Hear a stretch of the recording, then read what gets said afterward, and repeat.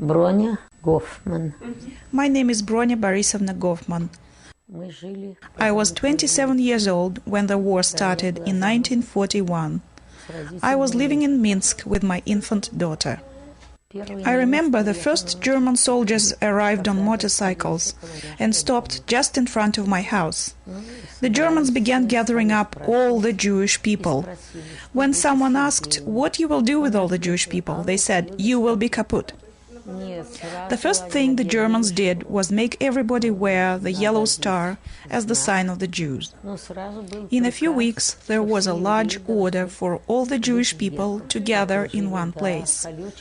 The Germans arranged a special district, a ghetto. Everyone who didn't already live in that city district had to move there. On the 20th of November, 1941, the Germans made a huge raid in the ghetto. My daughter and my parents died during this raid. I was left by myself. I decided I must escape because I was on my own.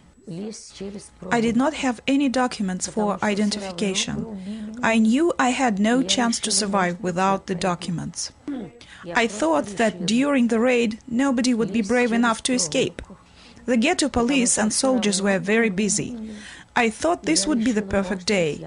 I was very careful. And like a cat, I went under the barbed wire.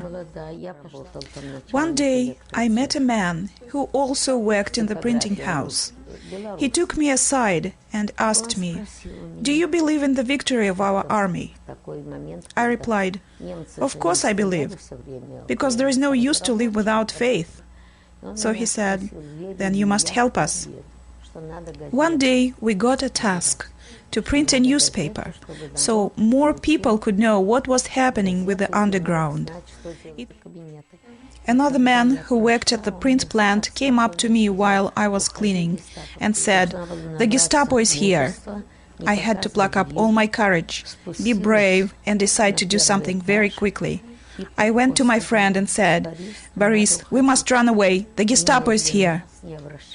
We went into the yard. There were many German soldiers around, but they didn't take notice of us. We kept going through the gate until we were in the street. We began to walk along the street, but it was winter, and Boris wanted a jacket so he wouldn't look so noticeable. He went back to get his jacket, and the Gestapo took him. Near what is now the Academy of Sciences, we had a flat that the conspirators used. I waited there for Boris, but he did not come. I never saw him again. I spent 2 days at the flat alone, until the owner of the flat, who was also a participant in the underground, found out about the arrests at the printing company. He came and said that the Germans were looking for me everywhere. He made me move to another flat, because it was very dangerous to stay where I was.